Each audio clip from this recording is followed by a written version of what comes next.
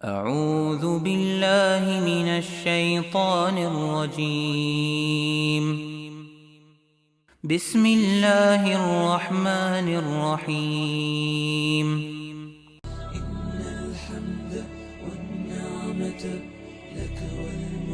حج بیت اللہ قرب الہی کا عظیم سفر۔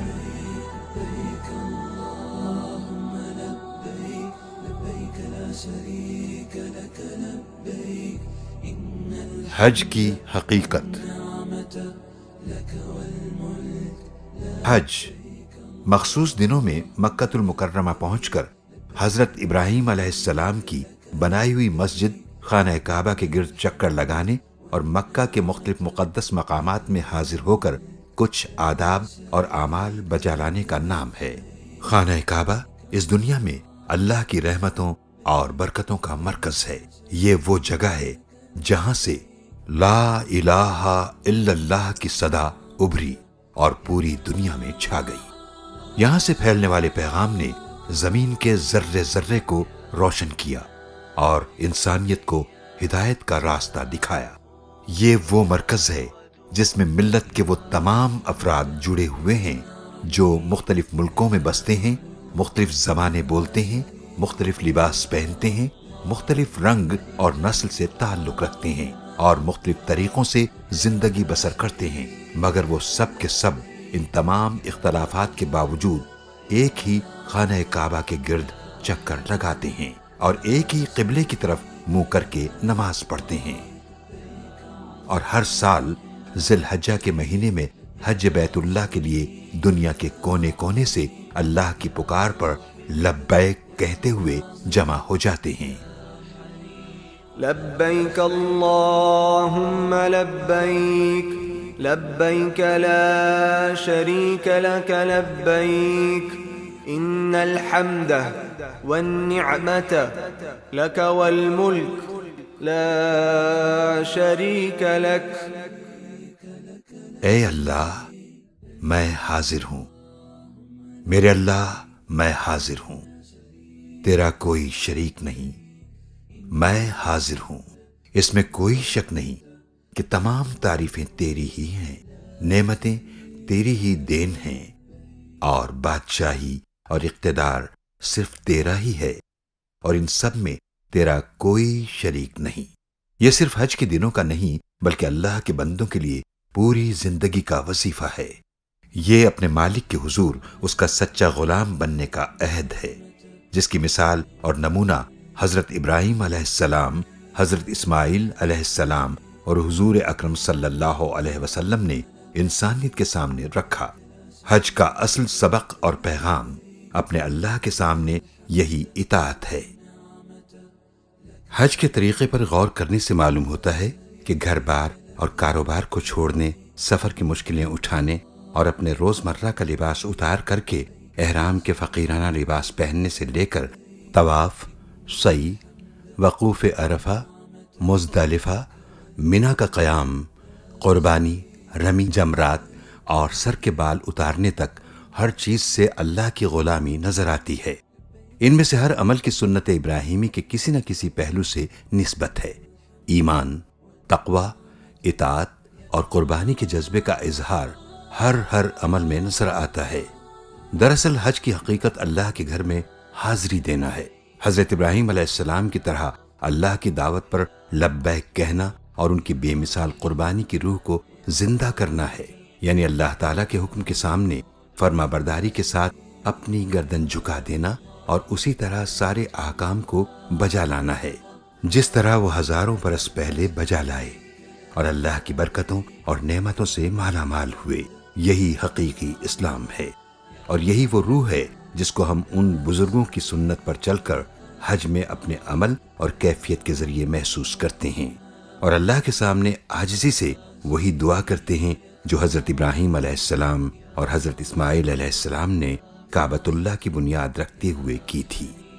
وَأَرِنَا مَنَاسِكَنَا وَتُبْ عَلَيْنَا إِنَّكَ أَنْتَ التَّوَّابُ الرَّحِيمُ۔ اے ہمارے رب، ہمیں اپنی عبادت کے طریقے بتا اور ہماری کوتاہیوں سے درگزر فرما، اور تو بڑا معاف کرنے والا، رحم کرنے والا ہے۔ حج میں تمام حجاج اللہ کے حکم اور انبیاء کی سنت کے مطابق ان دنوں بغیر سلے اور سادہ کپڑے پہنتے ہیں۔ وہ ان دنوں نہ ہی سر کے بال کٹواتے ہیں، نہ ناخن تراشتے ہیں، نہ خوشبو لگاتے ہیں، نہ رنگین کپڑے پہنتے ہیں، اور نہ ہی سر چھپاتے ہیں، اور دنیا کے آرام و آسائش سے پرہیز کرتے ہیں۔ حج کے لیے ضروری ہے کہ احرام باندھنے سے لے کر حج کی تکمیل تک ہر حاجی نیکی اور سلامتی کی تصویر ہو۔ وہ لڑائی جھگڑا اور دنگا فساد نہ کرے، کسی کو تکلیف نہ دے اور شکار بھی نہ کرے، یہاں تک کہ چیونٹی کو بھی نہ مارے، کیونکہ وہ اس وقت حالت امن میں ہوتا ہے۔ اللہ تعالیٰ کا ارشاد ہے، فلا رفث ولا فسوق ولا جدال في الحج۔ حج کے دنوں میں نہ عورتوں سے اختلاط کرے اور نہ کوئی گناہ اور نہ ہی کسی سے جھگڑا کرے۔ حج نیکی، خیر اور ایک عظیم عبادت کا سفر ہے۔ جس طرح ہم دنیا کے سفر کی ضروریات کے لحاظ سے مناسب سامان لے کر چلتے ہیں، اسی طرح اس سفر کے لیے بھی مناسب سامان کی ضرورت ہے، اور ایک مومن کے لیے اس کا انتخاب خود قرآن کریم نے کیا ہے۔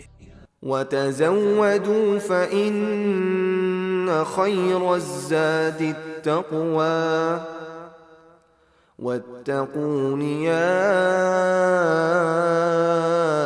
أُولِي الْأَلْبَابِ۔ اور سب سے بہتر زاد راہ تقوی ہے، پس اے ہوش مندو میری نافرمانی سے پرہیز کرو۔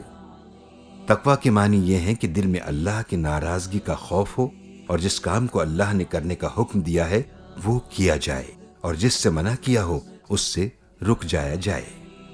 یہ خوف ہی انسان کو کھلے اور چھپے گناہوں سے محفوظ رکھتا ہے، اور حج کے سفر میں اسی احساس کی ضرورت ہے۔ گھر سے باہر قدم رکھنے سے لے کر واپس آنے تک حاجی کے ہر عمل میں تقوی کی یہ کیفیت برقرار رہنی چاہیے۔ اس سفر میں حجاج کو جو تکلیفیں اٹھانی پڑتی ہیں، یعنی مکہ سے منا جانا، وہاں سے عرفات، منا واپسی پر مزدلفہ میں رات گزارنا، اور پھر منا پہنچ کر جمرات کے مقام پر کنکریاں مارنا، قربانی اور طواف زیارہ کرنا، ان سب میں جس مشقت اور بے آرامی سے ان کا واسطہ پڑتا ہے، اللہ کی راہ میں یہی سب کچھ برداشت کرنا ہی اصل عبادت ہے۔ اس کا مقصد ہر بندہ مومن میں یہ کیفیت پیدا کرنا ہے کہ وہ اللہ کی خوشی کے لیے ہر آرام کو چھوڑ کر اس کی راہ میں ہر مشکل برداشت کرنے کے لیے تیار ہو جائے۔ یہی اللہ پر ایمان لانے کا تقاضا ہے۔ اللہ تعالیٰ کا ارشاد ہے، ان اللہ مع الصابرین۔ بے شک اللہ صبر کرنے والوں کے ساتھ ہے۔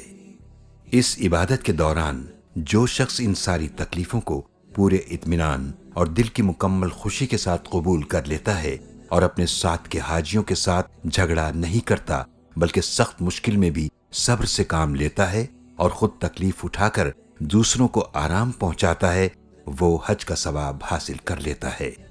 اور انہی لوگوں کے لیے حضور اکرم صلی اللہ علیہ وسلم نے خوشخبری سنائی ہے۔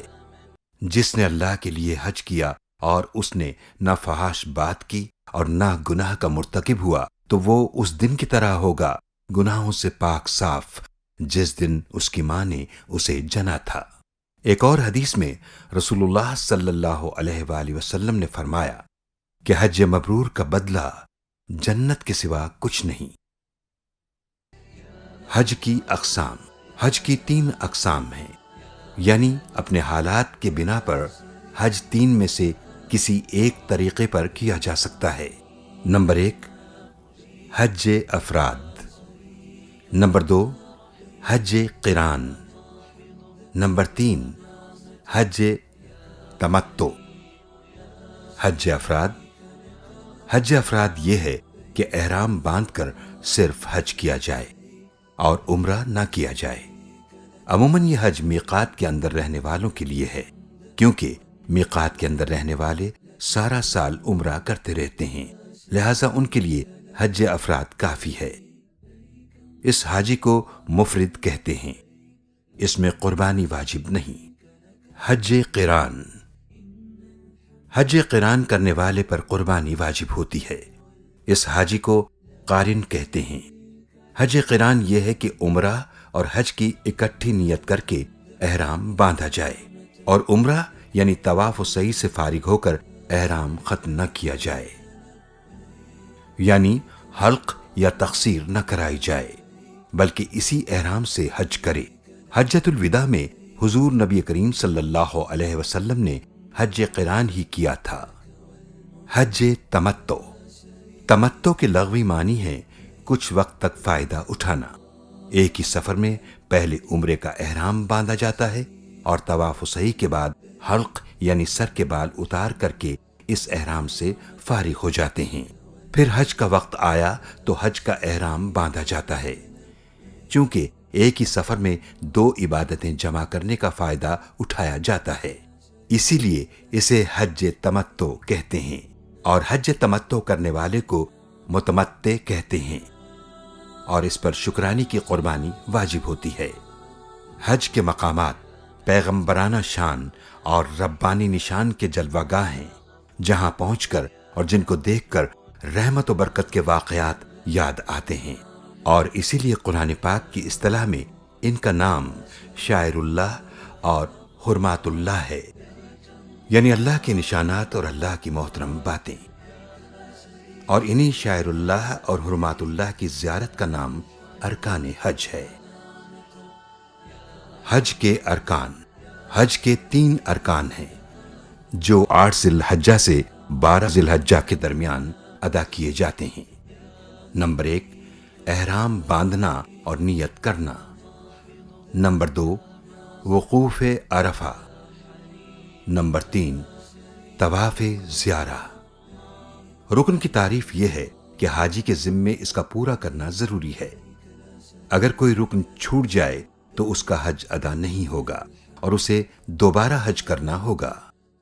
حج کے واجبات، واجب یہ ہے کہ اسے ادا کرنے کی پوری کوشش کی جائے، لیکن اگر کسی مجبوری سے چھوٹ جائے تو اس پر ایک دم لازم ہے۔ اگر کوئی شخص واجب کو جان بوجھ کر بغیر کسی شرعی عذر کے چھوڑ دیتا ہے تو وہ سخت گناہگار ہے، جسے اپنے گناہ سے توبہ، آئندہ ایسا نہ کرنے کا عہد اور بطور جرمانہ حدود حرم میں ایک دم دینا چاہیے، یعنی مکہ مکرمہ میں جانور ذبح کرے اور اس کا گوشت وہاں کے فقراء و مساکین میں تقسیم کرے اور خود نہ کھائے۔ حج کے 6 واجبات ہیں۔ نمبر 1، مزدلفہ میں قیام۔ نمبر 2، رمی یعنی کنکری مارنا۔ نمبر 3، قربانی۔ نمبر 4، حجامت۔ نمبر 5، سعی۔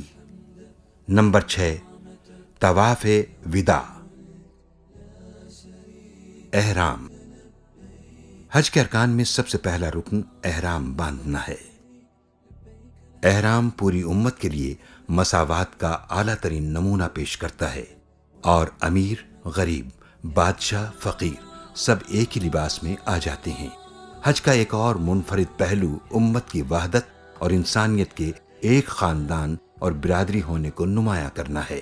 ایک اللہ کے ماننے والے بیت اللہ کی زیارت اور طواف کے لیے دنیا کے گوشے گوشے سے ایک مرکز پر جمع ہوتے ہیں اور ایک خاندان کی طرح ایک امام کی قیادت میں ایک ہی تلبیہ کا ورد کرتے ہوئے دن رات ساتھ گزارتے ہیں۔ احرام کے لغوی معنی حرام کرنا ہے، کیونکہ احرام کی حالت میں بعض حلال کام بھی حرام ہو جاتے ہیں۔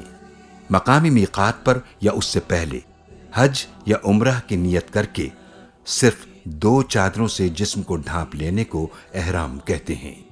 خواتین بطور احرام کوئی بھی لباس جو اسلامی شریعت کے مطابق ہو استعمال کر سکتی ہیں۔ مردوں کے لیے احرام میں 2 سفید چادریں شامل ہیں، جن کو مخصوص انداز میں دوران حج یا عمرہ بطور لباس استعمال کرتے ہیں۔ ایک چادر بطور تہبند اور دوسری کو کندھے پر اوڑھ لیا جاتا ہے، اور ایسی چپلیں جس میں پاؤں کے اوپر کی ہڈی نمایاں ہو استعمال کی جاتی ہے۔ احرام پہننے سے پہلے ناخن تراش لیے جائیں اور غیر ضروری بال صاف کرنے کے بعد غسل یا صرف وضو کر کے احرام پہن لیا جائے۔ فرض نماز کے بعد احرام پہننا مسنون ہے، لیکن اگر فرض نماز کا وقت نہ ہو تو 2 رکعت نفل پڑھ لیے جائیں اور احرام کی نیت کر لی جائے۔ اے اللہ، میں نے آپ کی رضا کے لیے حج کی نیت کی، آپ اسے میرے لیے آسان فرما دیجئے، میری طرف سے قبول اور منظور کر لیجئے۔ اس کے بعد 3 بار تلبیہ پکاریں، مرد قدر بلند آواز میں اور خواتین آہستہ آواز میں کہیں۔ لبيك اللهم لبيك لبيك لا شريك لك لبيك إن الحمد والنعمة لك والملك لا شريك لك۔ تلبیہ کے بعد دعا مانگنا مسنون ہے۔ اب احرام کی تمام پابندیاں لاگو ہو جائیں گی۔ احرام کی حالت میں جائز اعمال۔ حالت احرام میں یہ تمام امور انجام دیے جا سکتے ہیں اور ان سے احرام کی حالت میں کوئی فرق نہیں پڑتا۔ ضرورت پڑنے پر احرام کی چادریں یا لباس دھونا، بدلنا، ضرورت کے موقع پر غسل کرنا، ٹیشو پیپر یا کپڑے سے پسینہ صاف کرنا، ناک، منہ اور دانتوں کی صفائی کرنا، انگوٹھی، نگ، گھڑی یا ہیڈ فون پہننا، سر یا جسم کے کسی حصے کو کھجانا، پھل کھانا چاہے خوشبودار ہو، دھوپ سے بچنے کے لیے چھتری کا استعمال کرنا، گاڑی کی چھت کا سایہ لینا، کندھے یا گلے میں بیگ لٹکانا، بغیر خوشبو کے صابن سے سر بدن دھونا، مسواک کرنا، موذی جانور کو مار دینا، زخم پر پٹی باندھنا، ٹیکا لگوانا، باتھ روم جانا۔ احرام کی پابندیاں۔ احرام کے پہننے اور تلبیہ پڑھنے کے بعد کچھ پابندیاں لگ جاتی ہیں جو اس کے اتارنے تک قائم رہتی ہیں۔ حرم کی حدود میں گھاس، ہرے بھرے پودے اور درخت کی شاخ بھی نہیں توڑ سکتے، خشکی کے کسی بھی جانور کا شکار نہیں کر سکتے اور نہ ہی اس میں مدد کر سکتے ہیں۔ کوئی بھی گری ہوئی چیز حرم کی حدود میں اٹھانا منع ہے۔ حالت احرام میں خوشبو نہیں لگا سکتے، نہ سونگھ سکتے ہیں۔ اگر بغیر ارادے کے سونگھ لی تو کوئی حرج نہیں۔ خوشبودار صابن یا ٹوتھ پیسٹ استعمال نہیں کیا جا سکتا۔ اگر خوشبو کے بغیر ہوں تو استعمال کرنے میں کوئی حرج نہیں۔ سب سے بہتر یہی ہے کہ دانتوں کی صفائی کے لیے مسواک استعمال کریں۔ سر یا بدن کے کسی حصے سے بال توڑنا یا اکھیڑنا منع ہے اور اسی طرح ناخن بھی نہیں کاٹ سکتے۔ حالت احرام میں لڑائی جھگڑا کرنا منع ہے۔ میاں بیوی کا ازدواجی تعلقات کی نسبت سے کوئی بات کرنا منع ہے۔ رشتہ کرنے کے لیے کسی قسم کا اشارہ، منگنی یا نکاح نہیں کیا جا سکتا ہے۔ مردوں کے لیے سلا ہوا کپڑا پہننا یا ایسی چپل پہننا جس سے پاؤں کی ابری ہوئی ہڈی چھپ جائے منع ہے۔ اسی طرح سر پر ٹوپی پہننا یا کپڑے سے سر یا چہرہ ڈھانپنا یا وگ وغیرہ پہننے کی ممانعت ہے۔ عورتوں کے لیے سر چھپانا ضروری ہے، صرف چہرہ نہ ڈھانکیں، یعنی اس پر کپڑا نہ لگائیں۔ حج تمتع کا مسنون طریقہ۔ حج تمتع کرنے والا میقات یا اس سے پہلے عمرے کی نیت سے احرام باندھ کر حج کے مہینوں یعنی شوال، ذی قعدہ اور ذی الحجہ کے شروع میں عمرہ کرے گا اور احرام کھول دے گا۔ پھر 8 ذی الحجہ کو حج کا احرام باندھے گا اور 10 ذی الحجہ کو رمی، قربانی اور حلق یا قصر کروا کر احرام کی پابندیاں ختم ہو جائیں گی۔ 10 سے 12 ذی الحجہ کے درمیان ایک مرتبہ طواف زیارہ اور 3 دن یعنی 10، 11 اور 12 ذی الحجہ کی رمی کرنے سے حج تمتع مکمل ہو جائے گا۔ مکہ مکرمہ سے وطن واپسی کے وقت طواف وداع کرنا ہوگا۔ اب ہم آپ کے سامنے حج تمتع ادا کرنے کا مسنون طریقہ تفصیل سے بیان کریں گے۔ عمرہ کرنے کا مسنون طریقہ۔ عمرے کا طریقہ یہ ہے کہ میقات یا اس سے پہلے احرام باندھ کر عمرے کی نیت کر لی جاتی ہے۔ اس کے ساتھ ہی احرام کی تمام پابندیاں حاجی پر لاگو ہو جائیں گی۔ مکہ مکرمہ آ کر بیت اللہ کا طواف کیا جاتا ہے، یعنی کعبہ کے گرد 7 چکر لگائے جاتے ہیں۔ بیت اللہ اللہ تعالی کی عبادت کے لیے روئے زمین پر پہلا گھر ہے۔ اس کے گرد چکر لگانا اور طواف کرنا اس بات کی یاد دہانی ہے کہ ہماری زندگی کا محور صرف اللہ کی ذات ہونی چاہیے۔ طواف کعبہ کے لیے حجر اسود کے دائیں جانب دیوار پر سبز رنگ کی لائٹ طواف کے آغاز اور ایک چکر کے مکمل ہونے کے نشان کے طور پر لگی ہوئی ہے۔ ہر چکر حجر اسود سے شروع کیا جاتا ہے اور اسی پر ختم کیا جاتا ہے۔ ہر چکر کے شروع میں حجر اسود کا استلام کیا جاتا ہے اور 7ویں چکر سے فارغ ہو کر 8ویں مرتبہ حجر اسود کا استلام کیا جاتا ہے۔ استلام کا مطلب یہ ہے کہ اگر ممکن ہو تو حجر اسود کو بوسہ دیا جائے، اور اگر براہ راست بوسہ دینا ممکن نہ ہو تو دور سے حجر اسود کی طرف ہاتھوں سے اشارہ کر دیا جائے۔ حجر اسود کو بوسہ دینے کے لیے کسی بھی حاجی کو تکلیف دینا گناہ کا کام ہے۔ طواف کے پہلے 3 چکروں میں اکڑ کر کندھے ہلاتے ہوئے پہلوانوں کی طرح قدر تیزی سے چلنا سنت ہے۔ یہ عمل رمل کہلاتا ہے، جبکہ طواف کے آخری 4 چکر میں رمل نہ کرنا سنت ہے۔ طواف کے بعد 2 رکعت نماز پڑھنا واجب ہے۔ یہ 2 رکعت نماز کعبے کی طرف منہ کر کے مقام ابراہیم کے پیچھے یا مسجد حرام میں کسی بھی جگہ ادا کی جا سکتی ہے۔ اس کے بعد سعی کی جاتی ہے۔ صفا و مروہ کے درمیان 7 چکر لگانے کو سعی کہا جاتا ہے۔ ان الصفا والمروة من شعائر اللہ فمن حج البيت او اعتمر فلا جناح عليه ان يطوف بهما ومن تطوع خيرا فإن الله شاكر عليم۔ بے شک صفا اور مروہ اللہ کی نشانیوں میں سے ہیں، پس جو کعبے کا حج یا عمرہ کرے تو اس پر کوئی گناہ نہیں کہ ان کے درمیان طواف کرے، اور جو کوئی اپنی خوشی سے نیکی کرے تو بے شک اللہ قدردان جاننے والا ہے۔ طواف سے فارغ ہو کر اگر سعی کرنے میں تاخیر ہو جائے تو کوئی حرج نہیں ہے۔ سعی کے دوران نماز شروع ہونے لگے یا تھکان محسوس ہو تو سعی روکی جا سکتی ہے، پھر جہاں سے سعی روکی تھی اسی جگہ سے دوبارہ شروع کی جائے۔ یہ سعی کا وہ حصہ ہے جہاں سبز ٹیوب لائٹیں لگی ہوئی ہیں۔ اس جگہ سے مرد حضرات کے لیے دوڑ کر گزرنے کا حکم ہے، جبکہ خواتین کو عام انداز میں چلنا چاہیے۔ سعی کی ابتدا صفا سے اور اس کا اختتام مروہ پر ہوتا ہے۔ سعی 5 منزلوں میں سے کسی سے بھی کی جا سکتی ہے۔ یہ صفا کی پہاڑی ہے اور یہیں سے سعی شروع کی جاتی ہے۔ صفا سے مروہ تک 1 چکر، پھر مروہ سے صفا تک دوسرا چکر، اسی طرح 7 چکر لگائے جاتے ہیں، جن کی مسافت تقریباً 3.5 کلومیٹر بنتی ہے۔ صفا اور مروہ کعبے کے قریب 2 پہاڑیاں تھیں جن کے کچھ نشانات باقی ہیں۔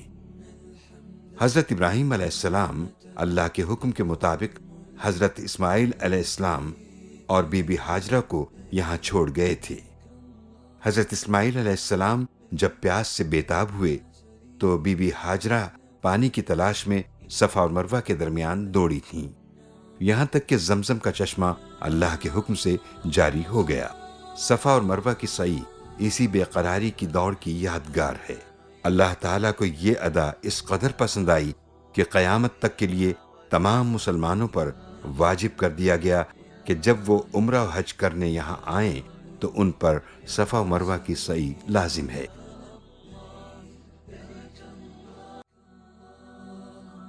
مینا کا قیام۔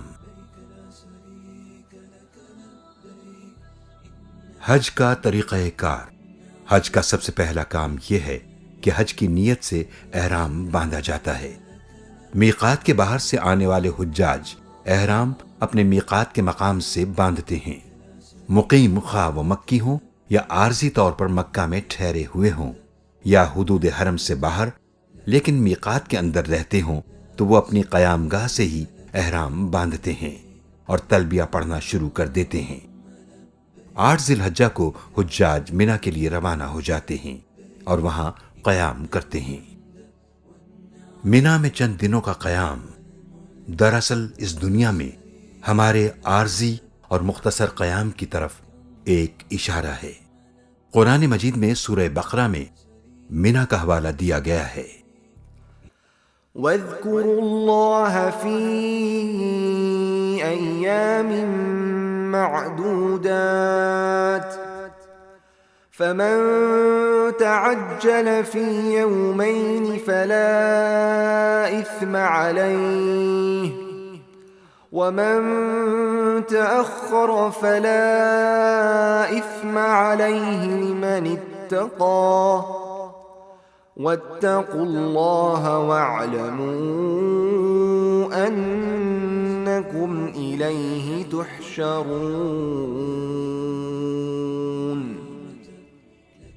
اور ان مخصوص گنے دنوں میں اللہ کو یاد کرو، پھر جو شخص 2 دن میں جلدی کرے گا یعنی 12 ذی الحجہ تک اس پر کوئی گناہ نہیں ہے، اور جو شخص تیسرے دن تک یعنی 13 ذی الحجہ تک مؤخر کرے گا اس پر کوئی گناہ نہیں ہے جو اس سے ڈرتا ہے۔ اور اللہ ہی سے ڈرو اور جان لو کہ تم اسی کے پاس جمع کیے جاؤ گے۔ وادی منا، وادی منا جہاں حجاج کرام مناسک حج کی ادائیگی کے لیے قیام کرتے ہیں، تمام تر سرگرمیوں کا مرکز ہوتی ہے، اس لیے منا کے راستوں کو سمجھنا ضروری ہے۔ اب آپ کو منا کے زونز، منا کی اہم ترین سڑکوں، ہسپتالوں، پلوں، ٹرین اسٹیشنز اور مساجد کے بارے میں معلومات سے آگاہ کیا جائے گا۔ اس سے آپ کو منا کے بارے میں بہت کچھ جاننے کا موقع ملے گا۔ آپ کے سامنے منا کا ایک فضائی منظر پیش کیا جا رہا ہے۔ منا میں 3 اہم پل ہیں۔ پل کو عربی میں کبری کہتے ہیں۔ یہ پل شمالاً جنوباً منا کے ایک سرے کو دوسرے سے ملاتے ہیں۔ اس کے علاوہ شرقاً غرباً 7 بڑی سڑکیں ہیں جو پورے منا کو مزدلفہ اور عرفات سے ملاتی ہیں۔ حج کے 5 دنوں میں اکثر حجاج کرام انہی بڑی سڑکوں پر پیدل یا بسوں کے ذریعے سفر کرتے ہیں۔ اگر ہم جمرات کمپلیکس کی جانب سے منا میں داخل ہوں تو پہلا پل ملک خالد پل ہے جس کا نمبر 15 ہے، دوسرا پل ملک عبداللہ بن عبدالعزیز ہے جس کا نمبر 25 ہے۔ اسے عموماً کبری ملک عبداللہ بن عبدالعزیز بھی کہا جاتا ہے۔ تیسرا پل ملک فیصل ہے جس کا نمبر 35 ہے۔ ان تینوں پلوں کو آپ یہاں واضح طور پر دیکھ سکتے ہیں۔ ان پلوں کے نیچے سے 7 بڑی سڑکیں گزرتی ہیں۔ یہ 7 سڑکیں پورے منا کو مزدلفہ اور عرفات سے ملاتی ہیں۔ اگر آپ منا میں اس طرح سے کھڑے ہوں کہ جمرات آپ کے سامنے اور مزدلفہ آپ کی پشت پر ہو تو منا کے انتہائی بائیں جانب سڑک نمبر 38 ہے جسے طریق ملک عبدالعزیز کہا جاتا ہے۔ اس سے دائیں جانب طریق قصر الملکی ہے جس کا نمبر 44 ہے۔ ملک فیصل روڈ کا نمبر 50 ہے، جبکہ 56 نمبر سڑک جوہرہ کہلاتی ہے اور سڑک نمبر 62 کو سوق العرب کہا جاتا ہے۔ اور منا کی انتہائی دائیں جانب سڑک نمبر 68 طریق ملک فہد ہے۔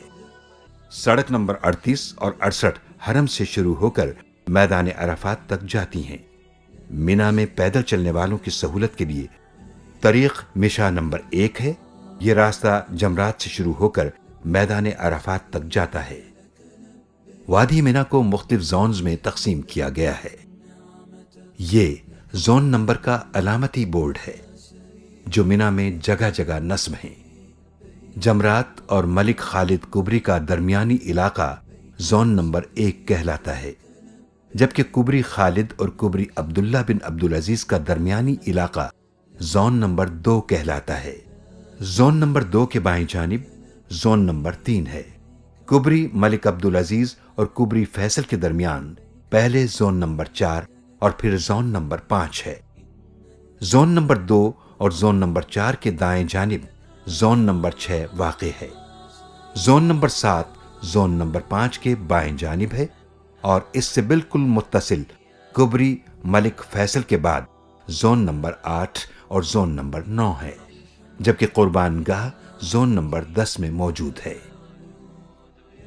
مینا کے بائیں جانب سڑک نمبر 38 ملک عبدالعزیز اور سڑک نمبر 50 ملک فیصل روڈ کے درمیان جمرات کے بالکل قریب مسجد خیف ہے، جبکہ مسجد کویتی جسے مسجد بر بھی کہا جاتا ہے، کبری ملک عبداللہ بن عبدالعزیز اور ملک فہد روڈ نمبر 68 کے دائیں جانب زون 6 میں واقع ہے۔ مینا میں یہی 2 اہم مساجد ہیں۔ مینا میں 5 بڑے ہسپتال اور درجنوں چھوٹے طبی مراکز بھی اللہ کے مہمانوں کی طبی ضروریات کا خیال رکھنے کے لیے قائم ہیں۔ مینا میں 3 ٹرین اسٹیشنز موجود ہیں۔ ان ٹرینز کے ذریعے حجاج مینا سے عرفات اور عرفات سے مزدلفہ اور پھر مزدلفہ سے مینا واپس جاتے ہیں۔ جن حجاج کے پاس ٹرین میں سفر کے لیے کلائی بینڈز ہوتے ہیں، وہی ٹرین کی سہولت سے فائدہ اٹھا سکتے ہیں۔ مینا کی طرح مزدلفہ میں 3 اور عرفات میں بھی 3 ریلوے اسٹیشنز بنائے گئے ہیں۔ سعودی حکومت نے حجاج کرام کی سہولت کے لیے مشاعر مقدسہ یعنی مینا، عرفات، مزدلفہ میں اور جگہ جگہ راستوں میں ٹھنڈے پانی کے کولرز اور آرام کے لیے بینچ نصب کیے ہوئے ہیں۔ اسی طرح ان تمام مقامات پر پبلک باتھ روم کا انتظام بھی موجود ہے۔ حجاج کرام جب حج کی ادائیگی کے پہلے مرحلے میں مینا میں اپنے خیموں میں پہنچتے ہیں تو خیموں کی یکسانیت اور مینا کے نقشے سے ناواقفیت کی وجہ سے اکثر حجاج اپنے خیموں کا راستہ بھول جاتے ہیں۔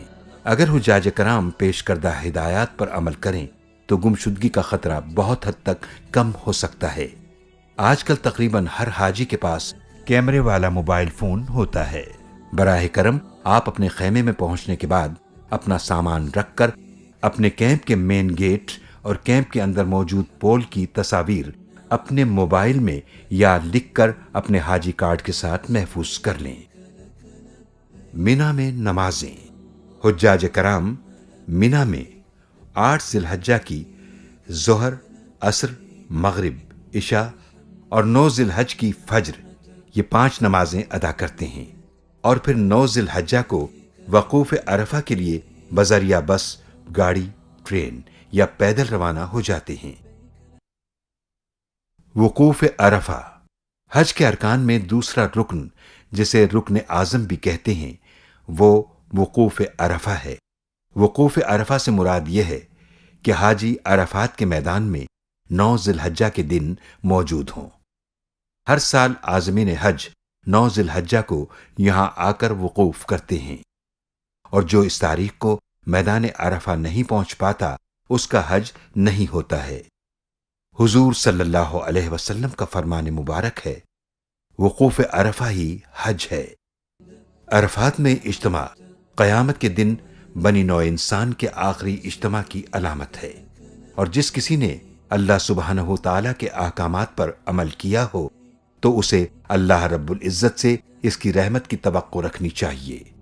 اللہ سبحانہ تعالیٰ نے اپنے بندوں کو خوشخبری سنائی اور ارشاد فرمایا، فبشر عباد الذين يستمعون القول فيتبعون احسنه اولئك الذين هداهم الله واولئك هم اولو الالباب۔ میرے بندوں کو بشارت دیجئے جو بات کو سنتے ہیں اور اس کی بہترین پیروی کرتے ہیں، یہی وہ لوگ ہیں جن کو اللہ نے ہدایت دی ہے، اور یہی لوگ عقل مند ہیں۔ یہ میدان عرفات ہے جو مینا سے تقریباً 10 کلومیٹر کے فاصلے پر واقع ہے، جبکہ مزدلفہ سے اس کا فاصلہ 6 کلومیٹر ہے۔ میدان عرفات حرم مکی سے باہر واقع ہے۔ یہ حج کے مقامات میں واحد جگہ ہے جو حدود حرم سے باہر ہے۔ یہ سال کے 354 دن غیر آباد رہتا ہے، اور 9 ذی الحجہ کو صرف ایک دن کے لیے ایک عظیم الشان شہر بنتا ہے۔ عرفات میں یہ مسجد نمیرہ ہے جہاں سے حج کا خطبہ دیا جاتا ہے، اور اس کے بعد ظہر اور عصر کی نمازیں جمع اور قصر کر کے پڑھی جاتی ہیں۔ اس مسجد میں 3 لاکھ نمازی بیک وقت نماز ادا کر سکتے ہیں۔ مسجد نمیرہ کی مغربی سمت میدان عرفات کی حدود سے باہر ہے، اور یہاں اس کی علامتیں بھی بنی ہوئی ہیں۔ آگہی کے لیے تختیوں پر تحریر کر دیا گیا ہے کہ یہ حصہ میدان عرفات سے باہر ہے۔ عرفات کے میدان میں یہ مشہور پہاڑی جبل رحمت ہے۔ جبل رحمت میدان عرفات کے شمال مشرق میں ایک مخروطی پہاڑی ہے، جس کے قریب پیغمبر اعظم و آخر الزماں محمد مصطفیٰ صلی اللہ علیہ وسلم نے وقوف فرمایا تھا۔ عرفات میں آپ صلی اللہ علیہ وسلم نے خطبہ حج دیا، جو خطبہ حجۃ الوداع کے نام سے مشہور ہے۔ یہ خطبہ ایک عظیم الشان منشور ہے جو رہتی دنیا تک انسانیت کی کامیابی کی ضمانت ہے۔ اس کے چند بنیادی نکات یہاں پیش کیے جا رہے ہیں۔ آپ صلی اللہ علیہ وسلم نے فرمایا، میری باتوں کو پوری توجہ سے سنو، سمجھو، یاد کرو، یاد رکھو کہ میں تمہیں وصیتیں اور نصیحتیں کر رہا ہوں۔ سنو، شاید اگلے سال مجھے اور تمہیں ایسی محفل میں اکٹھے ہونے کا موقع نہ ملے۔ میں آج کے دن مسلمانوں کی جان و مال اور عزت و آبرو کو قیامت تک ایک دوسرے پر حرام کرتا ہوں، جیسے کہ یہ حج کا دن، حج کا مہینہ اور یہ شہر مکہ مکرمہ مقدس و محترم ہیں۔ جس طرح تمہیں اس دن، اس مہینے اور اس شہر کا احترام ہے، اسی طرح تمہیں ایک دوسرے کے مال، آبرو اور خون کا احترام کرنا چاہیے۔ کوئی چیز جو ایک بھائی کی جائز ملکیت میں ہے دوسرے پر حلال نہیں، جب تک کہ وہ خود اپنی خوشی سے اسے نہ دے۔ یاد رکھو، ایک دن ہم سب کو مر کر اللہ تعالیٰ کے حضور میں حاضر ہونا ہے، جہاں ہر ایک سے اس کے اعمال کے بارے میں پوچھا جائے گا۔ لوگو، یاد رکھو، زمانہ جاہلیت کی ہر رسم میرے قدموں کے نیچے ہے، میں اسے ختم کرتا ہوں۔ زمانہ جاہلیت کے قتل و خون کے جھگڑے آج ختم ہوئے۔ سب مسلمان بھائی بھائی ہیں، گورے کو کالے پر، کالے کو گورے پر، عربی کو عجمی پر اور عجمی کو عربی پر کوئی فضیلت حاصل نہیں۔ ہاں، صرف پرہیزگاری اللہ کے نزدیک افضل ہے۔ غلاموں اور عورتوں کے تم پر حقوق ہیں، ان حقوق کا خاص خیال رکھو۔ عورتوں کے ساتھ نرمی اختیار کرو اور مہربانی سے پیش آؤ۔ عورتوں سے متعلق اللہ سے ڈرو، کیونکہ تم نے انہیں اللہ تعالیٰ کی امانت کے ساتھ حاصل کیا ہے، اور تم نے انہیں اللہ تعالیٰ کے حکم کے ساتھ حلال کیا ہے۔ غلاموں کو وہی کھلاؤ جو خود کھاتے ہو، اور انہیں وہی لباس پہناؤ جو خود پہنتے ہو۔ ہر شخص اپنے کیے کا خود ذمہ دار ہے۔ بیٹا باپ کا اور باپ بیٹے کے جرم کا ہرگز ذمہ دار نہیں۔ اے لوگو، اللہ تعالیٰ نے وراثت میں سے ہر وارث کے لیے حصہ مقرر کیا ہے، اور 1/3 مال سے زیادہ وصیت کرنا جائز نہیں ہے۔ بچہ اس کا ہے جس کے بستر پر نکاح میں پیدا ہوا، اور بدکار کے لیے پتھر۔ جس نے اپنے باپ کے بجائے کسی دوسرے کو باپ قرار دیا، تو ایسے شخص پر اللہ اور فرشتوں اور تمام انسانوں کی طرف سے لعنت ہے۔ اس کے لیے قیامت کے دن کوئی بدلہ نہ رکھا جائے گا۔ جس کے قبضے میں کوئی امانت ہے تو اسے اس کے مالک کو ادا کر دے۔ دور جاہلیت کا سود مکمل ختم کر دیا گیا ہے۔ البتہ تمہارے لیے اصل پر حق ہوگا، نہ تم کسی پر ظلم کرو، نہ تم پر ظلم کیا جائے گا۔ لوگو، نہ میرے بعد کوئی نبی آئے گا، نہ نئی امت پیدا ہوگی۔ خوب سن لو، اپنے رب کی عبادت کرو، 5 وقت نماز پڑھو، رمضان کے روزے رکھو، مال کی زکوٰۃ خوشی خوشی ادا کرو، خانہ کعبہ کا حج کرو، اور اپنے حاکموں کے فرما بردار رہو۔ اس کی جزا یہ ہے کہ اپنے پروردگار کی جنت میں داخل ہو جاؤ گے۔ میں تم میں دو چیزیں چھوڑے جا رہا ہوں کہ اگر تم انہیں مضبوطی سے پکڑ لوگے تو کبھی گمراہ نہ ہوگے، اور وہ ہیں کتاب اللہ اور اس کے نبی کی سنت۔ جو لوگ یہاں موجود ہیں وہ یہ باتیں غیر حاضر لوگوں تک پہنچا دیں۔ ممکن ہے بعض سامعین کے مقابلے میں بعض غیر حاضر لوگ ان باتوں کو زیادہ اچھی طرح یاد رکھیں اور ان کی حفاظت کریں۔ عرفہ کا دن اور عرفات کا میدان وہ بابرکت دن اور مقام ہے جہاں اللہ تعالیٰ کی جانب سے ہمارے پیارے نبی صلی اللہ علیہ وسلم پر خطبہ حج کے فوراً بعد وحی کا نزول ہوا۔ اليوم أكملت لكم دينكم وأتممت عليكم نعمتي ورضيت لكم الإسلام دينا۔ آج میں نے آپ کے لیے آپ کے دین کو مکمل کر دیا ہے اور آپ پر اپنی نعمت کو تمام کر دیا، اور میں نے اسلام کو آپ کے لیے بطور دین چن لیا ہے۔ یہاں مسلمانوں کو 3 خوشخبریاں سنائی گئیں: تکمیل دین، تکمیل قرآن، اور اللہ تعالیٰ کا دین اسلام کو پسند کرنا۔ حجاج کو چاہیے کہ وہ عرفات میں اپنے خیموں کے اندر ہی رہیں۔ بعض حجاج کرام یہ گمان کرتے ہیں کہ جبل رحمت کے قریب جانا اور مسجد نمیرہ میں نماز ادا کرنا ضروری ہے۔ وہ وہاں تک پہنچنے کے لیے بہت مشقت اور صعوبتیں برداشت کرتے ہیں۔ اسی میں بہت سے حجاج راستہ بھول جاتے ہیں، جس سے انہیں تکلیف پہنچنے کا بھی خدشہ ہوتا ہے۔ رسول کریم صلی اللہ علیہ وسلم کا فرمان ہے، سارا میدان عرفات ہی وقوف کی جگہ ہے۔ سعودی حکومت نے میدان عرفات میں 4 بڑے ہسپتال قائم کیے ہیں اور درجنوں چھوٹے طبی مراکز بھی اللہ کے مہمانوں کی طبی ضروریات کا خیال رکھنے کے لیے قائم ہیں۔ نماز سے فارغ ہو کر غروب آفتاب تک اللہ تعالیٰ کے حضور میں تسبیح و تحمید، تکبیر و تحلیل اور دعا و مناجات کی جاتی ہیں، اور غروب آفتاب کے ساتھ ہی مغرب ادا کیے بغیر عرفات کی تمام آبادی رخصت ہو جاتی ہے۔ مزدلفہ، 10 ذی الحجہ مزدلفہ کا دن۔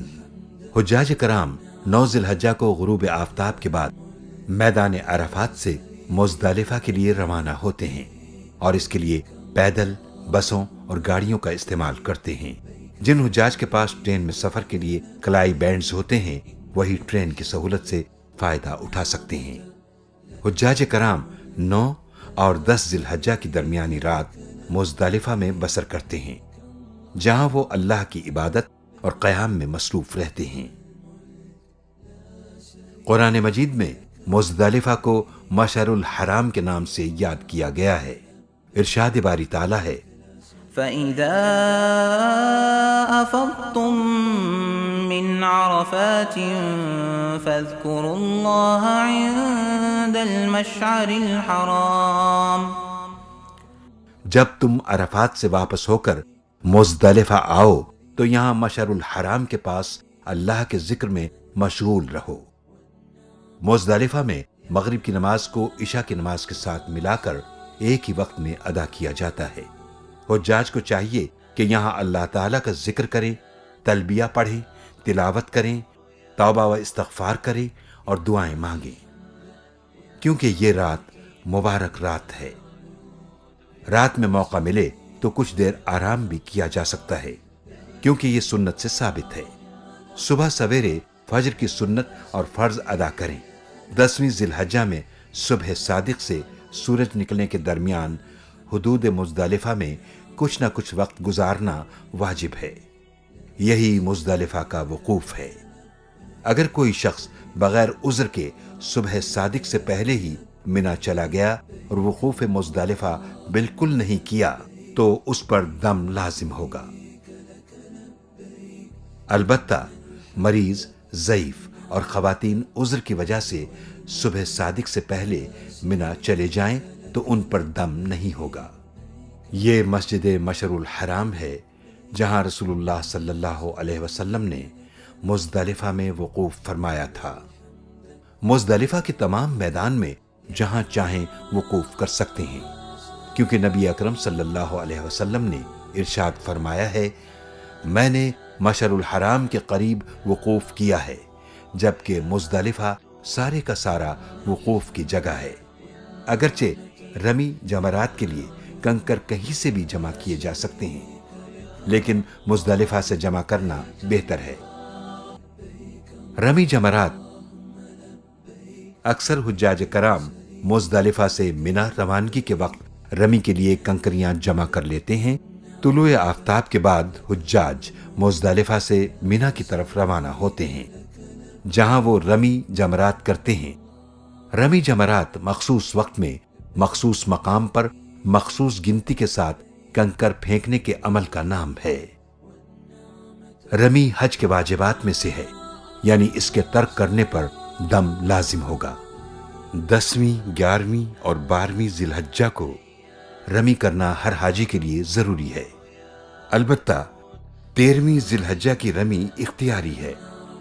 اگر کسی حاجی نے 12 ذی الحجہ کے بعد آنے والی رات میں منا میں قیام کیا تو پھر 13 ذی الحجہ کو رمی ضروری ہوگی۔ جمرات کے مقام پر 3 بڑے ستون ہیں، جن پر اللہ تعالیٰ کے حکم، نبی اکرم صلی اللہ علیہ وسلم کے طریقے اور حضرت ابراہیم علیہ السلام کی اتباع میں ان تینوں ستونوں پر کنکریاں ماری جاتی ہیں۔ جمرات کی عمارت میں داخل ہونے کے بعد سب سے پہلے ستون کو جمرۃ الصغریٰ، اس کے بعد بیچ والے ستون کو جمرۃ الوسطیٰ اور اس کے بعد آخری ستون کو جمرۃ الکبریٰ کہا جاتا ہے۔ حضرت ابراہیم علیہ السلام کو شیطان نے ان تینوں مقامات پر بہکانے کی کوشش کی تھی۔ آپ نے ان تینوں مقامات پر شیطان کو کنکریاں ماری تھیں۔ اللہ تعالیٰ نے حضرت ابراہیم علیہ السلام کے اس عمل کو قیامت تک آنے والے حاجیوں کے لیے لازم قرار دے دیا۔ حاجی کا جمرات میں اللہ اکبر کہتے ہوئے کنکریاں مارنا دراصل اس ارادے کو ظاہر کرتا ہے کہ وہ اپنی زندگی میں اللہ ہی کو اپنا حاکم مانتے ہوئے شیطان کے فتنوں اور چال بازیوں سے اپنے نفس کو محفوظ رکھے گا۔ یہ جمرات کمپلیکس ہے۔ جمرات کمپلیکس ایک 5 منزلہ عمارت ہے جو منا کی مغربی سمت میں خالد کبری سے تقریباً 1 کلومیٹر کے فاصلے پر واقع ہے۔ اب ہم جمرات کمپلیکس کے اندر موجود ہیں۔ یہاں 3 بڑے ستون ہیں۔ سب سے پہلے ستون کو جمرۃ الصغریٰ، اس کے بعد بیچ والے ستون کو جمرۃ الوسطیٰ، اس کے بعد آخری ستون کو جمرۃ الکبریٰ کہا جاتا ہے۔ ان ستونوں پر 5 منزلوں سے بیک وقت رمی کی جاتی ہے۔ رمی کے لیے ہر منزل پر جانے اور واپس آنے کے لیے مختلف راستے ہیں۔ رمی مکمل کرنے کے بعد حجاج کرام مخصوص راستوں کے ذریعے منا واپس اپنے خیموں میں یا حرم اور عزیزیہ کی طرف بھی جا سکتے ہیں۔ حجاج کرام کا ان راستوں سے واقف ہونا ان کو بہت سی مشکلات اور پریشانیوں سے محفوظ کر سکتا ہے۔ تو آئیے ان راستوں پر ایک نظر ڈالتے ہیں۔ جمرات تک پہنچنے کے راستے۔ اس وقت ہم زمینی منزل پر موجود ہیں، اور یہ منزل ان حجاج کے لیے ہے جو پیدل منا کے کیمپوں سے بذریعہ سڑک نمبر 56 جوہرہ اور سڑک نمبر 62 سوق العرب سے رمی کے لیے جمرات آتے ہیں۔ رمی مکمل کرنے کے بعد آپ واپس جانے والے مخصوص راستوں کے ذریعے منا اپنے خیموں میں جا سکتے ہیں۔ اگر آپ مسجد الحرام کی طرف جانا چاہیں تو رہنمائی کے لیے بورڈ دیکھتے ہوئے راستوں کا انتخاب کریں۔ یہ سیدھا راستہ آپ کو عزیزیہ کے ششا ڈسٹرکٹ کی طرف لے جائے گا، اور وہاں سے بذریعہ بس، ٹیکسی یا پیدل چلنے والے راستے کے ذریعے حرم جا سکتے ہیں۔ یہ جمرات کی پہلی منزل ہے۔ یہ ان لوگوں کے لیے ہے جو پیدل بذریعہ سایہ دار راستے سڑک نمبر 1 طریق المشا سے پہنچیں گے، جبکہ روڈ نمبر 116، 204، 206 اور سڑک نمبر 15 سے بھی حجاج جمرات کی اسی منزل پر پہنچیں گے۔ رمی مکمل کرنے کے بعد زمینی منزل کی طرح منا خیموں میں واپسی، حرم اور عزیزیہ جانے کے لیے مخصوص راستوں کا استعمال کریں گے۔ اب ہم جمرات کی دوسری منزل پر ہیں۔ جمرات کی اس منزل پر آنے کے لیے منا کی طرف سے کوئی راستہ موجود نہیں ہے، بلکہ یہ صرف عزیزیہ کے علاقے سے آنے والے حجاج کے لیے ہے۔ یہاں تک آنے اور جانے کے لیے بسیں مسلسل چلتی رہتی ہیں تاکہ تھکے ہوئے بزرگوں اور خصوصی ضروریات کے حامل افراد کی مدد کی جا سکے۔ زائرین پل، سرنگ اور مخصوص راستوں سے بھی پیدل یا بذریعہ بس جمرات سے واپس عزیزیہ جا سکتے ہیں۔ دوسری منزل سے وہ لوگ بھی مستفید ہوں گے جو مکہ سے صدقی اسٹریٹ اور شارع حج کے ذریعے شمالاً اور جنوباً مغربی جانب ابھرتی ہوئی ڈھلوان سے آتے ہیں۔ حجاج رمی مکمل کرنے کے بعد حرم اور عزیزیہ جانے کے لیے اس مخصوص ڈھلوان کو استعمال کریں گے۔ یہ جمرات کی تیسری منزل ہے۔ اس پر زون نمبر 6 میں مقیم حجاج رمی کے لیے سرنگوں اور پلوں کے ذریعے سے آتے ہیں، جبکہ جمرات کے قریب رہائشی عمارات سے آنے والے حجاج بھی اسی منزل پر آتے ہیں۔ تیسری منزل سے واپسی مخصوص سرنگوں اور پلوں کے ذریعے ہوتی ہے۔ یہ جمرات کی چوتھی منزل ہے اور اس پر حجاج منا ٹرین اسٹیشن نمبر 3 کے ذریعے پہنچتے ہیں اور ان کی واپسی مکے کی جانب سے جمرات کی چوتھی منزل کی مغربی ڈھلوان یا اپنے بائیں ہاتھ پر بنے ہوئے پل کے اوپر سے جانے والا راستہ اختیار کرتے ہوئے منا اسٹیشن نمبر 3 کے ذریعے ہوتی ہے۔ سورج کی تپش سے محفوظ رکھنے کے لیے جمرات کی چوتھی منزل ٹینٹ سے ڈھکی ہوئی ہے اور حجاج کے لیے گرمی میں کمی کے لیے پنکھوں کے ذریعے پانی کا چھڑکاؤ بھی کیا جاتا ہے۔ جمرات میں رمی کا طریقہ یہ ہے کہ 10 ذی الحجہ کو صرف جمرۃ الکبریٰ پر 7 کنکریاں ماری جائیں۔ اس دن کنکری مارنے کا مسنون وقت طلوع آفتاب سے زوال تک ہے، البتہ غروب آفتاب تک بھی کنکریاں ماری جا سکتی ہیں۔ ہر حاجی کے لیے کنکریوں کی کل تعداد 70 بنتی ہیں، یعنی 10 ذی الحجہ کو 7، 11 ذی الحجہ کو 21، 12 ذی الحجہ کو 21 اور 13 ذی الحجہ کی اختیاری 21 کنکریاں ماری جاتی ہیں۔ رمی سے پہلے تلبیہ پڑھنا بند کر دیں۔ کنکریاں مارنے کا طریقہ یہ ہے کہ بڑے جمرے سے تھوڑے فاصلے پر کھڑے ہوں اور 7 دفعہ میں داہنے ہاتھ سے 7 کنکریاں ماریں۔ ہر مرتبہ بسم اللہ، اللہ اکبر کہیں۔ 10ویں تاریخ کو دوسرے کی طرف سے کنکریاں مارنے کا طریقہ یہ ہے کہ پہلے اپنی طرف سے اپنی 7 کنکریاں ماری جائیں، پھر دوسرے کی طرف سے 7 کنکریاں ماری جائیں۔ رمی کو سہولت سے کرنے کے لیے حجاج کرام کو مکتب کی طرف سے دیے گئے اوقات کی سختی سے پابندی کرنا ضروری ہے۔ حجاج کو چاہیے کہ کنکریاں مارنے کے وقت کسی بھی طرح کی کوئی پریشانی آئے تو اس پر صبر کریں اور لڑائی جھگڑا ہرگز نہ کریں۔ رمی کے لیے اپنے ساتھ کوئی سامان نہ رکھیں۔ راستے میں کہیں بھی بیٹھنے یا رکنے سے پرہیز کریں۔ جانے والے راستوں پر مڑنے یا واپس آنے کی کوشش ہرگز نہ کریں۔ عورتیں اور کمزور لوگ رش کے اوقات میں کنکریاں نہ ماریں، بلکہ زوال کے بعد رش کم ہونے پر یا رات کو کنکریاں ماریں، کیونکہ اپنی جان کو خطرے میں ڈالنا مناسب نہیں۔ نیز اللہ تعالیٰ کی عطا کردہ سہولت اور رخصت پر بھی خوش دلی سے عمل کرنا چاہیے۔ قربانی اور حلق 10 ذی الحج کو رمی کے بعد دوسرا بڑا مرحلہ قربانی کا ہوتا ہے۔ جانور کی قربانی ابراہیم علیہ السلام کی عظیم قربانی کی یاد میں کی جاتی ہے۔ یہ دراصل اس ارادے کی علامت ہے کہ اللہ کی راہ میں کسی بھی قسم کی قربانی سے دریغ نہیں کیا جائے گا۔ اللہ تعالیٰ کا ارشاد ہے، لن ينال الله لحومها ولا دماؤها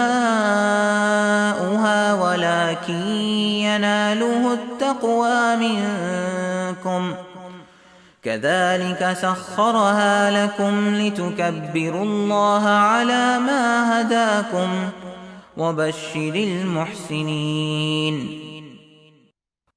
نہ ان کا گوشت اللہ تک پہنچے گا اور نہ ہی ان کا خون، لیکن جو اس تک پہنچے گا وہ تمہارا تقوی ہے۔ اسی طرح ہم نے ان کو تمہارے تابع کر دیا ہے تاکہ تم اس وجہ سے اللہ کی تمجید کرو کہ اس نے تمہاری رہنمائی کی اور نیکوکاروں کو خوشخبری سنا دو۔ حج کے 3 مناسک۔ جمرۃ الکبریٰ کی رمی، قربانی اور حلق یا قصر، ان کو اسی ترتیب سے ادا کرنا واجب ہے۔ ترتیب کو جان بوجھ کر بدلنا نہیں چاہیے۔ اللہ تعالیٰ کا ارشاد ہے، ولا تحلقوا رؤوسكم حتى يبلغ الهدي محله، اور اپنے سر نہ منڈواؤ جب تک قربانی اپنی جگہ نہ پہنچ جائے۔ منا میں قربانی کرنے کے بعد مرد پورے سر کے بال صاف کرواتے ہیں، یا پورے سر کے بال انگلی کے پور سے کچھ زیادہ کاٹے جاتے ہیں، مگر سر منڈوانا افضل ہے۔ خواتین کو چٹیا کے نچلے حصے سے انگلی کے پور سے کچھ زیادہ کاٹنا چاہیے، یا کم از کم چوتھائی بالوں کی چٹیا پکڑ کر نچلے حصے سے ایک پور سے کچھ زیادہ کاٹنا چاہیے۔ حلق یا قصر کی شرعی حیثیت فرض کی ہے، اور اس کے بعد سوائے ازدواجی تعلق قائم کرنے کے احرام کی باقی تمام پابندیاں ختم ہو جاتی ہیں۔ سر منڈوانے کی یہ رسم زمانہ قدیم کی ہے۔ پرانے زمانے میں جو غلام بنا کر آزاد کیا جاتا تھا تو اس کے سر کے بال منڈوا دیے جاتے تھے۔ یہ غلامی کی نشانی سمجھی جاتی تھی۔ چونکہ حج اللہ کی دائمی غلامی اور بندگی کا اقرار اور اعتراف ہے، اس لیے انسانیت کی اس پرانی رسم کو برقرار رکھا گیا۔ طواف زیارہ، حجاج کرام اپنے بال مونڈ کر زمانے قدیم کے دستور کے مطابق یہ اعلان کرتے ہیں کہ وہ اللہ کے غلام ہیں اور خود کو اس کی بندگی اور اطاعت کے لیے نذر کر چکے ہیں۔ اس کے بعد حجاج کرام کعبہ کا طواف کرتے ہیں، جس کو عام طور پر طواف زیارہ کہا جاتا ہے۔ یہ حج کے ارکان میں تیسرا اور آخری رکن ہے، جس کے نہ ادا کرنے کی صورت میں حج مکمل نہیں ہوگا۔ طواف زیارہ 10 ذی الحجہ کی صبح صادق سے 12 ذی الحجہ کے غروب آفتاب تک کیا جا سکتا ہے۔ طواف مکمل کرنے کے بعد 2 رکعت نماز ادا کی جاتی ہے، اور اگر پہلے سعی نہیں کی ہے تو صفا اور مروہ کے درمیان سعی کی جاتی ہے۔ طواف زیارہ کے بعد حجاج پوری طرح احرام کی پابندیوں سے آزاد ہو جاتے ہیں۔ 11 اور 12 ذی الحجہ کے مناسک 11 اور 12 تاریخ کو رمی کا وقت زوال کے بعد سے شروع ہوتا ہے۔ اس سے پہلے رمی کرنا جائز نہیں۔ زوال کے بعد سے غروب آفتاب تک جائز ہے، لیکن بے پناہ ہجوم کی وجہ سے اگر آپ رمی نہ کر سکیں تو مغرب کے بعد صبح صادق سے پہلے تک جائز ہے۔ آج کل بعض علماء کرام نے شدید رش کی صورت میں زوال سے پہلے بھی رمی کا فتویٰ دیا ہے۔ نیز بوڑھوں، بیماروں اور خواتین کے لیے رات کے وقت ہی رمی کرنا بہتر ہے، چونکہ ہجوم کم ہوتا ہے۔ اگر معذورین کو اندیشہ ہو کہ وہ صبح کے بعد ہجوم کی وجہ سے رمی نہ کر سکیں گے تو مناسب یہ ہے کہ وہ رمی کے لیے اپنا نائب مقرر کریں اور خود رمی کے لیے نہ جائیں، کیونکہ اس کی شریعت نے اجازت دی ہے۔ رمی کا طریقہ: جمرات کی عمارت میں داخل ہونے کے بعد سب سے پہلے جمرۃ الصغریٰ آئے گا، اس پر 7 کنکریاں ماریں۔ رمی کے بعد ستون سے ذرا ہٹ کر قبلہ رخ کھڑے ہو کر دعا کریں، توبہ استغفار اور دعائیں مانگیں۔ اگر رش زیادہ ہو تو آگے بڑھ جائیں۔ اس کے بعد جمرۃ الوسطیٰ پر آئیں اور 7 کنکریاں اس کو بھی ماریں۔ پھر ذرا ستون سے ہٹ کر قبلہ رخ ہو کر دعا مانگیں اور اتنی دیر ہی ٹھہریں جتنی دیر جمرۃ الصغریٰ پر ٹھہرے تھے۔ اس کے بعد جمرۃ الکبریٰ پر آئیں، اسی طرح 7 کنکریاں اس کو بھی ماریں جس طرح پہلے ماری تھیں، مگر اس جمرہ پر ٹھہرنا یا دعا مانگنا سنت سے ثابت نہیں۔ اس کے بعد منا اپنی قیام گاہ پر چلے جانا مسنون ہے۔ دوسرے کی طرف سے کنکریاں مارنے کا طریقہ یہ ہے کہ ہر ایک جمرہ پر اپنی 7 کنکریاں مارنے کے بعد دوسرے کی طرف سے کنکریاں ماریں۔ ارشاد باری تعالیٰ ہے، فَإِذَا قَضَيْتُم مَّنَاسِكَكُمْ فَاذْكُرُوا اللَّهَ كَذِكْرِكُمْ آبَاءَكُمْ أَوْ أَشَدَّ ذِكْرًا فمن الناس من يقول ربنا آتنا في الدنيا وما له في الآخرة من خلاق. پھر جب حج کے ارکان ادا کر چکو تو اللہ کو یاد کرو جیسے تم اپنے باپ دادا کو یاد کیا کرتے تھے، یا اس سے بھی بڑھ کر یاد کرنا. پھر بعض تو یہ کہتے ہیں اے ہمارے رب ہمیں دنیا میں دے، اور اس کے لیے آخرت میں کوئی حصہ نہیں ہے. ومنهم من يقول ربنا آتنا في الدنيا حسنة وفي الآخرة حسنة وقنا عذاب النار. اور بعض یہ کہتے ہیں کہ اے ہمارے رب ہمیں دنیا میں نیکی اور آخرت میں بھی نیکی دے، اور ہمیں دوزخ کے عذاب سے بچا. قیام منی کے دوران بکثرت تحلیل و تکبیر، حمد و ثنا، توبہ و استغفار اور دعائیں مانگنا چاہیے. عام طور پر آج کل حجاج منی میں رہنے کو غیر ضروری سمجھنے لگے ہیں. کئی لوگ رات گزارنے کے لیے یا تو مکہ اپنی بلڈنگ میں چلے جاتے ہیں یا عزیزیہ میں اپنی رہائش پر چلے جاتے ہیں. حالانکہ رسول اللہ صلی اللہ علیہ وسلم صرف طواف کے لیے تو بیت اللہ تشریف لے گئے، اس کے علاوہ تینوں دن و رات انہوں نے منی ہی میں قیام کیا. مکہ مکرمہ کی طرف واپسی. حجاج کرام 12 ذی الحجہ کو تینوں جمرات پر کنکریاں مارنے کے بعد منی سے مکہ مکرمہ جا سکتے ہیں، لیکن سورج غروب ہونے سے پہلے روانہ ہو جائیں. ارشاد باری تعالیٰ ہے واذكروا الله في أيام معدودات فمن تعجل في يومين فلا إثم عليه ومن تأخر فلا إثم عليه لمن اتقى واتقوا الله واعلموا أنكم إليه تحشرون. اور اللہ کو چند گنتی کے دنوں میں یاد کرو، پھر جس نے 2 دن کے اندر کوچ کرنے میں جلدی کی تو اس پر کوئی گناہ نہیں، اور جو تاخیر کرے تو اس پر بھی کوئی گناہ نہیں، جو اللہ سے ڈرتا ہے. اور اللہ سے ڈرو اور جان لو کہ تم اسی کی طرف جمع کیے جاؤ گے. 13 ذی الحجہ.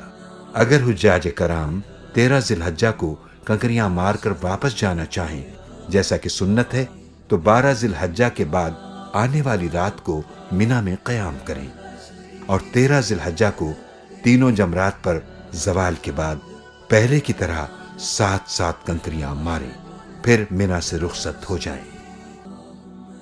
طواف وداع. طواف وداع اس طواف کو کہتے ہیں جو اپنے وطن واپسی کے وقت بیت اللہ شریف سے رخصت ہونے کے لیے کیا جاتا ہے. طواف وداع کا وقت طواف زیارت کے بعد شروع ہو جاتا ہے، جبکہ مکہ مکرمہ سے وطن واپسی کا پختہ ارادہ ہو. طواف وداع کے وقت میں اگر نفل کی نیت سے کوئی طواف کر لیا جائے تب بھی طواف وداع ہو جاتا ہے. لہذا جو حاجی طواف زیارت کے بعد نفلی طواف کر لے اس کا طواف وداع ادا ہو گیا، اور اس کے ذمے طواف وداع واجب نہیں رہا. البتہ مستحب اور افضل یہ ہے کہ عین واپسی کے ارادے کے وقت باقاعدہ طواف وداع کی نیت سے یہ طواف ادا کیا جائے تاکہ آخری ملاقات بیت اللہ شریف کے ساتھ ہو. اس کا طریقہ عام نفلی طواف کی طرح ہے، یعنی نہ اس میں رمل ہوگا اور نہ ہی اس کے بعد صفا اور مروہ کی سعی ہوگی. البتہ طواف کے 2 نفل ضروری ہیں. طواف وداع کے بعد مزید طواف کرنا جائز ہے. جو بھی آخری طواف ہوگا وہ طواف وداع بن جائے گا. حج کا پیغام. حج کے مختلف مناسک، کنکری مارنے، صفا اور مروہ کے درمیان دوڑنے اور خانہ کعبہ کے طواف کرنے کا مقصد اللہ کی یاد قائم کرنے کے سوا کچھ نہیں ہے، اور قرآن پاک کا اشارہ بھی اسی طرف ہے۔ ارشاد ربانی ہے، وَيَذْكُرُ اسْمَ اللَّهِ فِي أَيَّامٍ مَّعْلُومَاتٍ، اور تاکہ ان مقررہ دنوں میں اللہ کا نام یاد کرو۔ حج کے اس پورے سفر میں حاجیوں کے لیے تعلیم و تربیت کا بڑا مؤثر سامان ہے۔ اس کے تمام مراسم انسانیت کو اللہ کی پہچان اور اس کی بندگی کا طریقہ اور سلیقہ سکھاتے ہیں۔ حجاج اپنی پچھلی زندگی میں کیے گئے گناہوں پر اللہ سے مغفرت طلب کرتے ہیں اور اس بات کا عہد کرتے ہیں کہ حضرت ابراہیم علیہ السلام، حضرت اسماعیل علیہ السلام اور حضرت محمد صلی اللہ علیہ وسلم کا راستہ ہی ہمارا راستہ، اور اس راستے پر چلنا اور ان کی سنت کا اتباع ہی ہماری آئندہ زندگی کا مقصد ہوگا۔ کی محمد سے وفا تو نے تو ہم تیرے ہیں، یہ جہاں چیز ہے کیا لوح و قلم تیرے ہیں۔